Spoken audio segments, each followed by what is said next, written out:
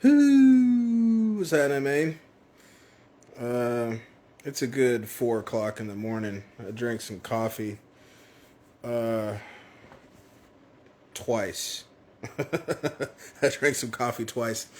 Um, I'm on a bit of a vacation, at least from the responsibility of having to get up early. So essentially, I said I was gonna watch those two movies that have to do with mushrooms, and it's not just about mushrooms, or at least not what I want to talk about anyway. The first one that I watched is let me double check the name of it. Uh, the first one, I keep wanting to say In the Skin. It's not In the Skin. Um, In the Earth. So, In the Earth is kind of like what usually when they write a synopsis, they'll call it like a fever dream, because they're blurring a lot of lines, and this is like my third time watching this movie. I'm not gonna go through the plot pretty much at all. Um,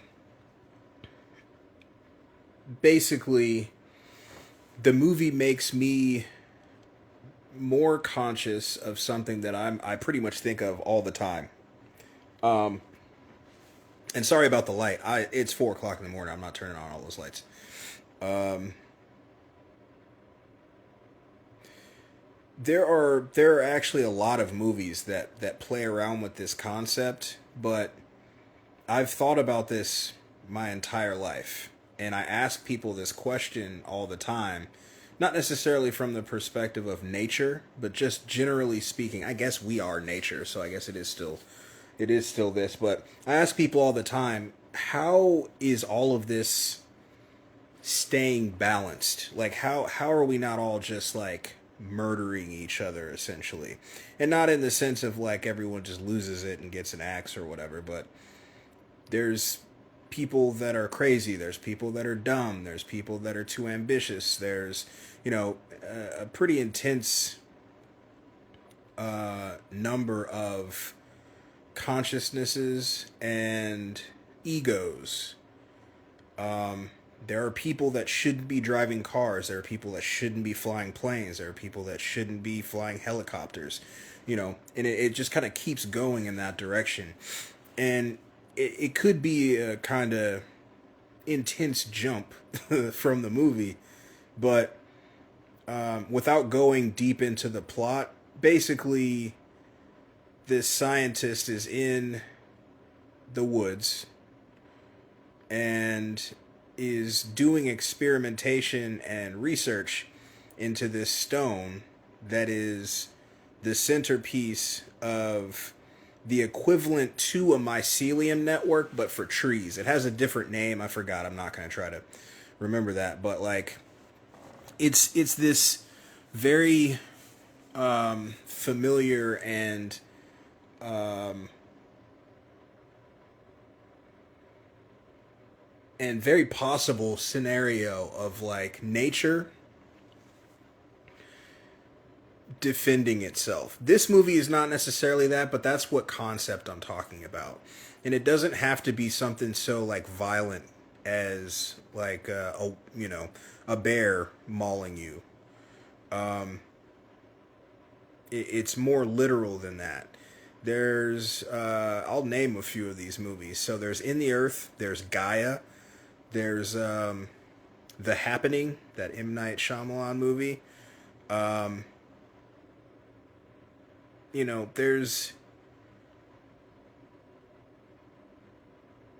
there's more than that. There are I'm trying to think of ones that don't have any human involvement, because there are some others, but there's like experimentation and GMO stuff involved, and that's not what I'm talking about. Um, a lot of the theme centers around the concept of, you know, the realm just kind of getting fed up and very abruptly deciding to release something that drives people crazy in one way or another. The Happening, everyone just kind of killed themselves. That one, is also possible, but it's very anticlimactic, and that's pretty much the most of the reason I have for that. It's not necessarily any less possible than any of these other scenarios. It's just boring, Everybody just kills himself. But with Gaia and with In the Earth, you could almost say Midsummer works. You could also even almost say The Witch, although The Witch people would probably understandably point more towards energies and entities like Black Phillip. But it depends on what your determination and interpretation of nature is, and this is what's funny is that's something that has become a linchpin for one of my arguments as far as like a conundrum or a catch-22 that a lot of beings don't think about. So many give each other shit about eating meat, and yet they eat plants. And one of the biggest reasons they say is, oh, well, you're eating a life. No, you're eating something with a face and something that makes discernible to you noises. Plants have personalities. They respond to stimuli. They feel fear. They feel love. They protect their family. They do all the same shit we do, just not in the way that we perceive it and the way that we're used to perceiving it. So, essentially, I don't entertain those types of conversations with those beings that are so preoccupied with what you're putting into your body for fuel, when in reality, all of this shit's fucked up. Like, it's one of the many reasons that I call this place what I call it all the time, because it doesn't make sense. And then the things that people are inclined to argue over also don't make sense. If you're upset over eating meat, you should also be upset over eating plants, and you should also be upset over drinking water. Anything with a life. Water has a life, it has a memory, it can communicate. Same thing as with the plants, I'm not just saying these things. These are documented experiments that are still going on now. There's a fucking church that hooks up the electrodes that are used to convey sound frequencies from plants. They made a church, and everyone just sits while this pool pit filled with different fungi and plants and cacti play music for them.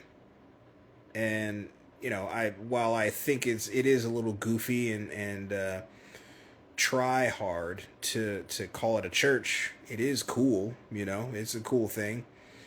But the main takeaway that I took from this movie is that at any point, this realm can just flip things, and that doesn't make it any more organic to me. My concept of organic is changing. To me, this place is not organic. And, I have said that like a whole lot, just not in this particular way. The fact that it is a simulation or a simulacrum, like, that's not an organic thing. That is, at the very least, an organic thing with some synthetic or programmed shit, laying over it. Which is, disturbing, not so much as a concept, but from direct experience. It didn't. This could also be happening in a different scenario and be like opposite side of the spectrum. just like super happy, everything is amazing, more so than you're comfortable with almost. Like, this is too much happiness. You know what I mean? Like, it could definitely go in the other direction in another scenario, but that's not this scenario.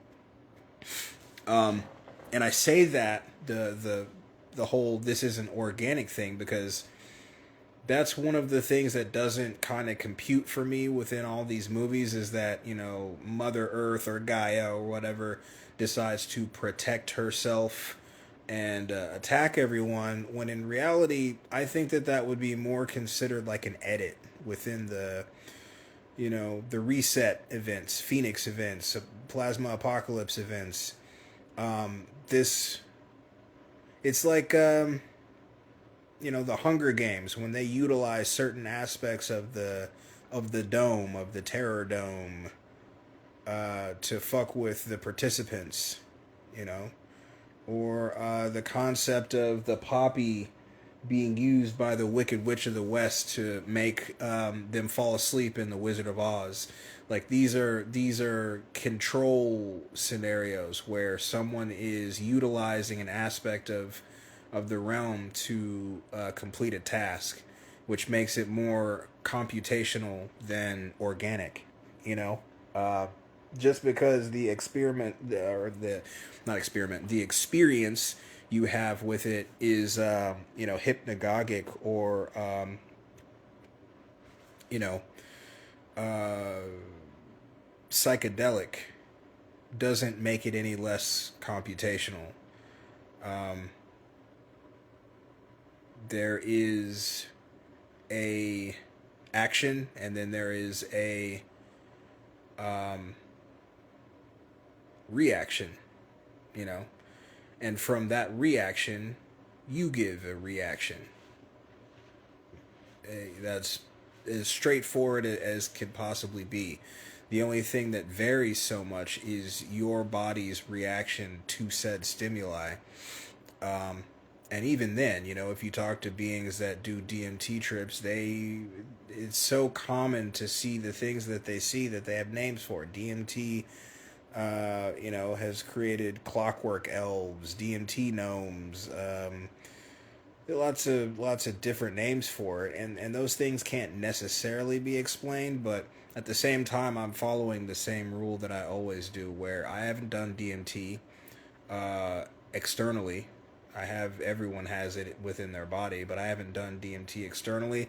All I've done is heard stories, read articles, read, you know, white papers, but that's not firsthand experience, and I haven't even talked to anybody that has firsthand experience. So pretty literally, I don't actually know that DMT is connective.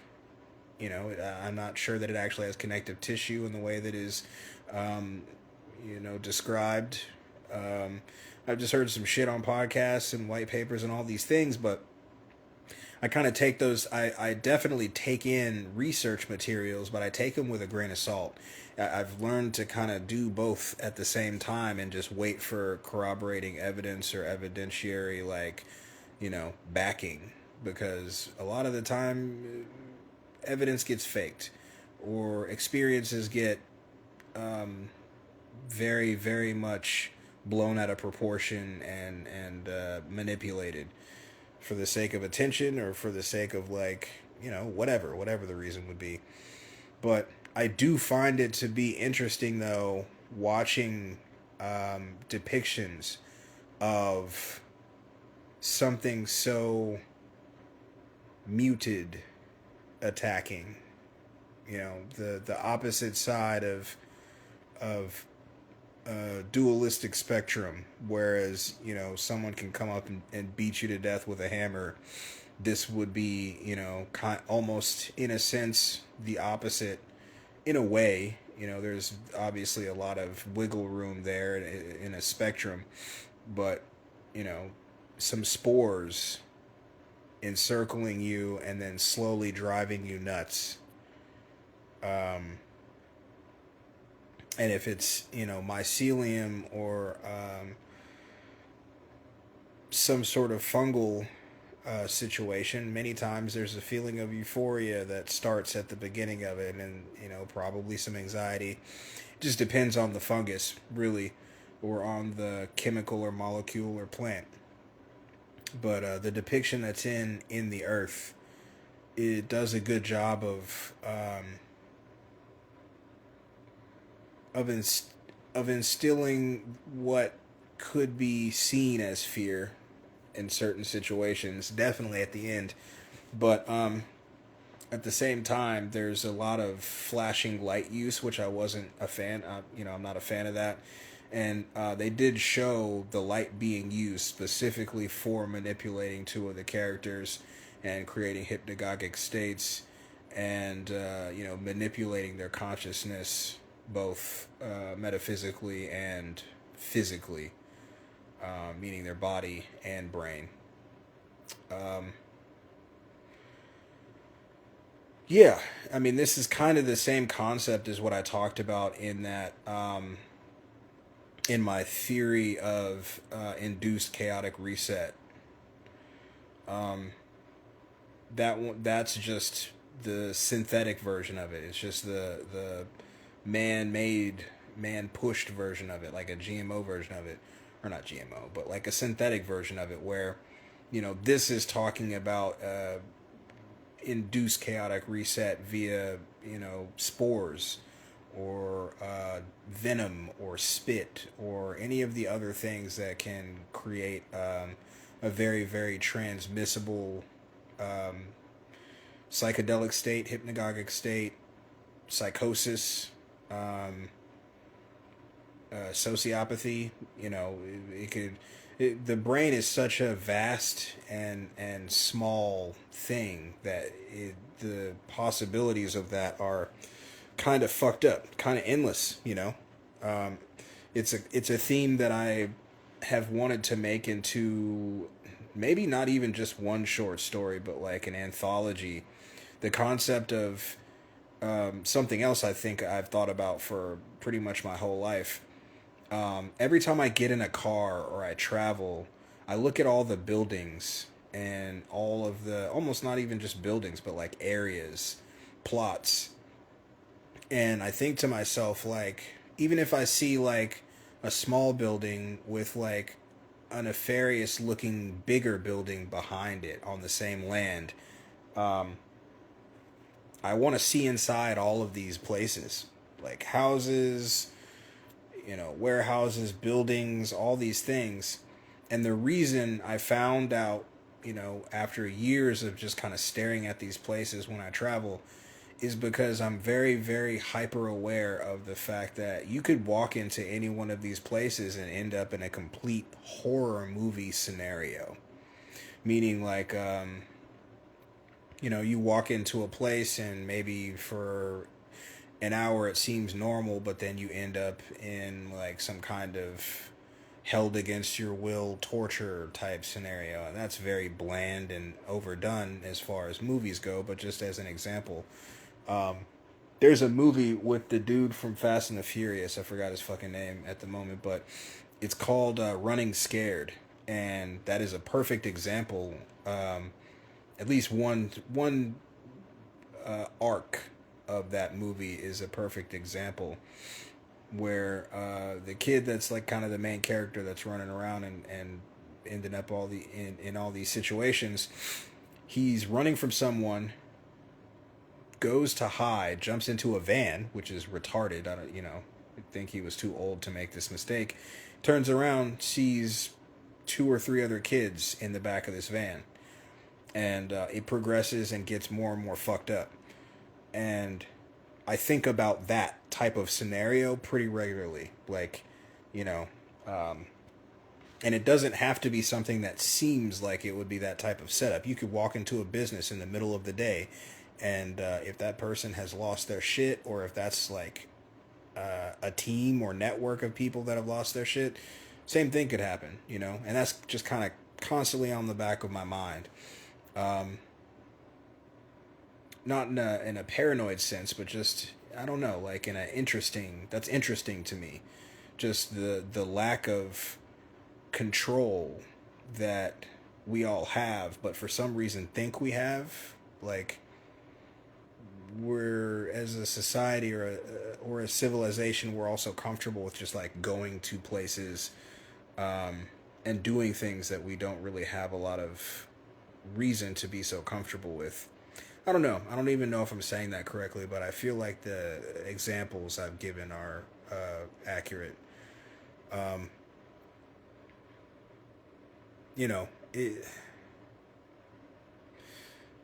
the synthetic version anyway. After that extreme digression, from the induced reset theory, um, chemically induced reset theory, is basically just, I mean, we're already being sprayed. You know, you look up and pretty regularly see planes just dumping shit out of them. To the point now where people, some beings will, well, it's always been like that, and I can't help, I can't help those beings. If you say that to me, I just stop talking. To be honest, I'm not gonna argue that shit anymore. I'm not gonna try to like get you to remember. I treat it very much like a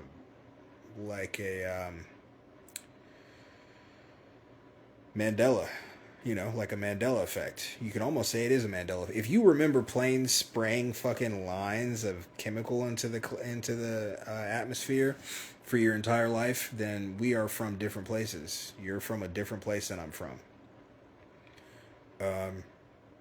And I won't try to argue that. If that's how you feel, then I don't know when you blinked into this place or when I blinked into this place, because honestly, I'm seeing more stuff I don't recognize. But I do know I try to not focus on it, because it is very disturbing. And I think many are doing that, but it's to a degree that's not beneficial. Like, it's detrimental to be that deep off in denial. I can get the concept of not wanting to talk about some shit because it'll fuck with you too hard. But to do that 24/7 and never be able to discuss the fucked up, changes and whatnot, that seems beyond detrimental to the psyche. Because then you just end up like in denial constantly. And developing a pretty intense level of cognitive dissonance. I don't know. This movie it was kind of like watching Hellraiser. There is some profound stuff there, but it's not like the whole movie is just transcendent. There's a theme, and that theme is something that I've wondered and thought about a lot, and there's not anything we can really do about it. If spores or fungi decided it wanted to do some shit tomorrow, then it would just happen. The only interested factor that we share in it is that we can do stuff physically to kind of like make that happen, or try to make it not happen, which I think would fall short. But aside from that, that can kind of happen at any time, and it's not something that I think about or try to push on other people to be a horror monger or a fear monger or anything like that. Just, that is a reality, and I think about it pretty regularly. I can't help it.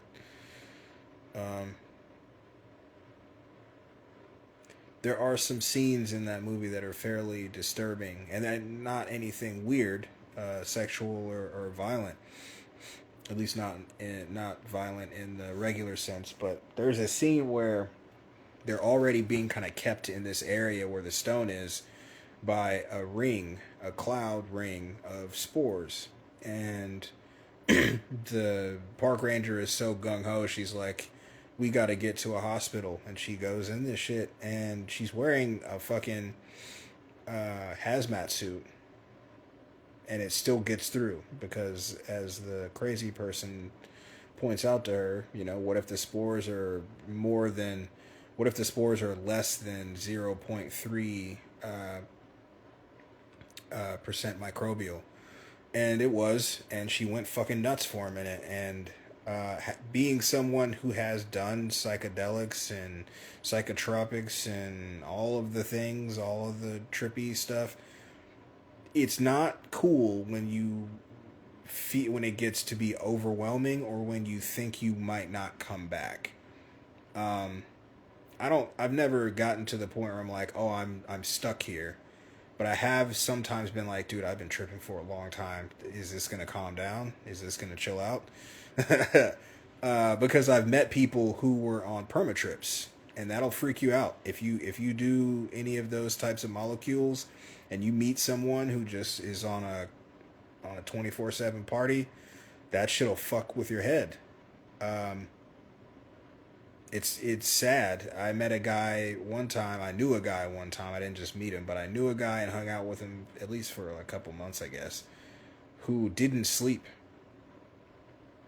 At least not much. I never saw him sleep. This is when I was still like playing music and partying a lot, and we would just end up at a house for like a day or two, and or more, maybe 2 or 3 days or something like that.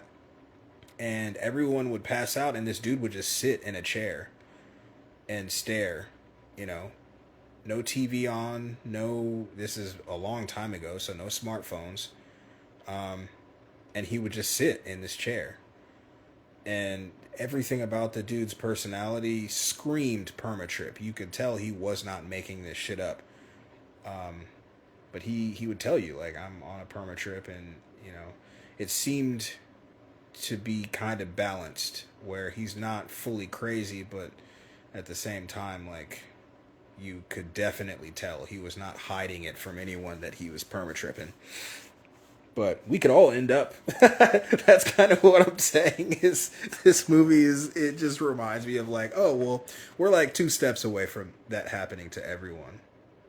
You know, that's kind of what I was saying with that chemically induced chaotic reset video.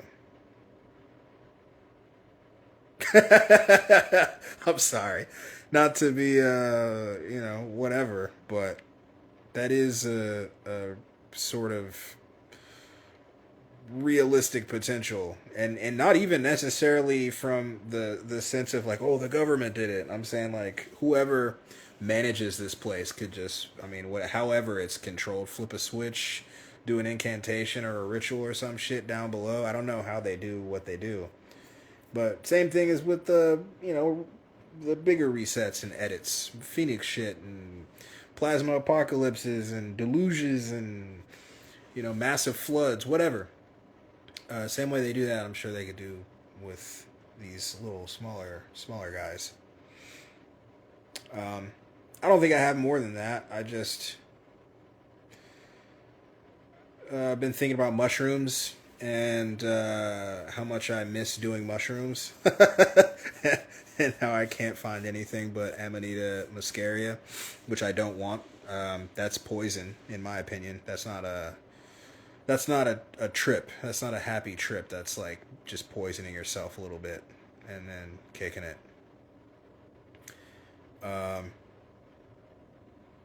That's my opinion. But that's why I feel like that's why you can buy that over the counter, because it's not a good trip. It's like a negative polarity trip. But anyway, if you like mushrooms, or if you're interested in the theory that I'm talking about, even though it's kind of dark, uh, in the Earth and Gaia and the Happening are 3 examples of this type of scenario. And I forgot to do the plug at the top. I really have to work on that. Doing a bad job with it. If you'd like to donate to the channel and my research, the PayPal is in the description. If you would like to, it's also in the description of the channel. If you would like to participate in a study, I do all kinds of studies. Basically, any of the videos that I have up, there is something attached to that I'm studying and potentially, most likely, interviewing subjects on. It's very slow going. I'm not getting a lot of responses or, involvement, or not involvement. That's not the right word. I'm not getting a lot of responses or volunteers for these types of things. And then when I do, I might get, just stuff happens. You know how it is. I've talked about how shit happens to us specifically. But yeah, if you would like to participate in any of that stuff, if you'd like to be on the Dream Show, if you would like to, ask a question or just say what's up, the email is myname@gmail.com. So gammaauobsidian@gmail.com. gammaauobsidian@gmail.com. Same thing for the Instagram. I think I'm going to watch Gaia next, but you never know with me. I have a pretty decently sized vacation that I'm working with right now. At least, it's a vacation in a sense. So I'll be doing a lot more work. And so that'll probably lead to, or a lot more research, I'll say. That'll probably lead to all kinds of weird inspirations. So the videos may be all over the place, or they may go exactly how they say they will. I don't know. I'm waiting on my first interview to get back to me with scheduling, as far as like what days are available and whatnot. Fairly excited about this episode. I've been sitting back and thinking about the questions I'm going to ask him. And I've come up with some fairly distinct and fairly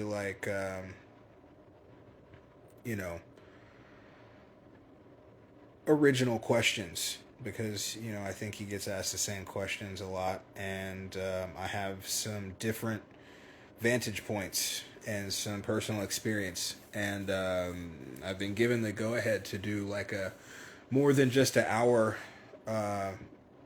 worth of questions and conversation for this interview. So I'm excited about it. I'm not going to announce who it is until I schedule, because I keep this will be the third time I'm announcing a thing, or at least I think maybe the fourth time actually, or fifth. And every time I've announced those things, something comes through and fucks it up. So I'm not going to announce it until he solidifies, and I think that's just a better way to do it. Anyway, I love you, dog. I'll see you, dog. Bye.